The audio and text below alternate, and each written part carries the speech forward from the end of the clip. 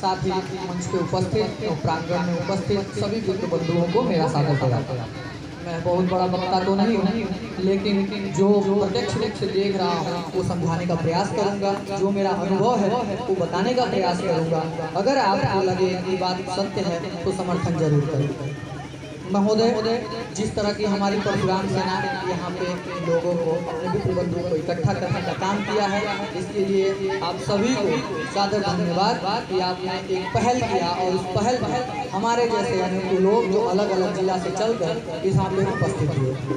महोदय, मैं सिर्फ इतना ही कहूँगा कि हमारी एकता की क्या ज़रूरत है, क्योंकि अनेकों टीम, अनेकों जिले में अनेकों संगठन चल रहे हैं, फिर भी हम परशुराम सेना के तहत आपके जिले में कुशीनगर से उपस्थित हुआ हूँ। आपको कुछ बताना चाहता हूँ तो वो सिर्फ इतना है कि एकता की ज़रूरत सिर्फ इसलिए है कि आज राजनीति के मंच पे हमारे विप्र समाज के सभी युवा पहुँचने का प्रयास कर रहे हैं, और रीजन सिर्फ इतना है कि हम शायद किसी न किसी ताकत की खोज कर रहे हैं। शायद वो ताकत की खोज हमें एक साथ रह के भी मिल सकता है। इसका एक एग्जाम्पल दूंगा। जब से मैं इसमें पहल में परशुराम सेना में जुड़ा हूँ, मैंने देखा, रमेश बिंद का नाम आप लोगों ने सुना होगा।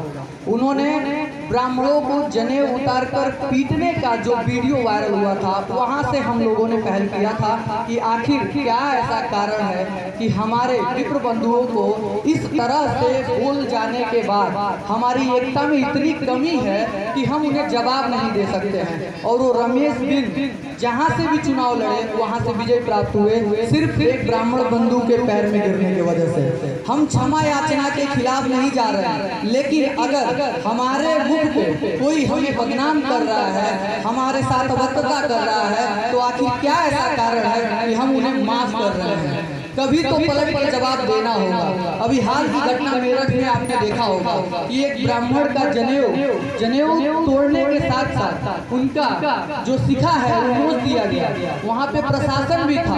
आपने कबीर तिवारी के बारे में सुना होगा, आपने कमलेश तिवारी के बारे में सुना होगा। ऐसी अनेकों घटना है जो सिर्फ और सिर्फ हमें प्रताड़ित की जा रही है। आखिर क्यों?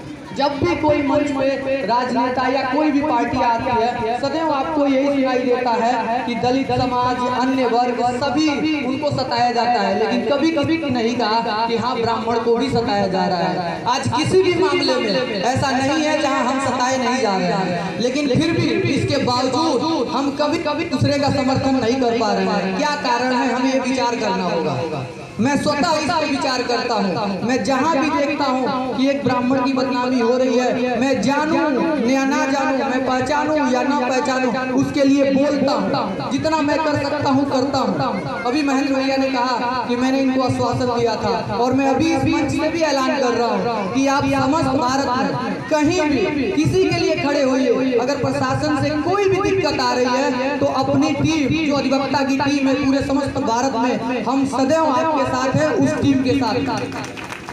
हम कहीं भी अपने किसी भी पदाधिकारी को, किसी भी सदस्य को फंसने नहीं देंगे। लेकिन अगर आप लीगल तरीके से किसी की मदद कर रहे हैं, अगर हम आज अकेले हैं, कल अकेले थे, 10 होंगे, 20 होंगे, 50 होंगे, हम सिर्फ खड़े इसलिए नहीं हैं कि आप हमें देखें और हम आपको देखें। आज मैं कुशीनगर से के कार्यक्रम में तो कहीं न कहीं मैसेज है कि मैं 300 किलोमीटर में स्वतः आ सकता हूं, तो मैं किसी को करके वहां 10 लोगों को इकट्ठा भी कर सकता हूं।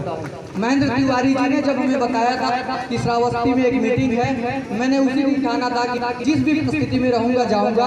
आज रास्ता कठिनाई आई, हमारी अनेकों गाड़ियां जो थी खराब होती गई, हमने वहां से रास्ते बदलते रहे, लेकिन फिर भी थोड़ा विलम्ब हुआ। शायद आप लोगों को परेशानी भी हुआ होगा, लेकिन मैं पहुंचा हूं और मैंने जो वचन दिया था उसे पूरा किया। जब मैं अपने वचन के लिए अनेकों मार्ग बदलते हुए पहुंच सकता हूं, तो मुझसे जो पढ़ सकेगा मैं जरूर करूंगा।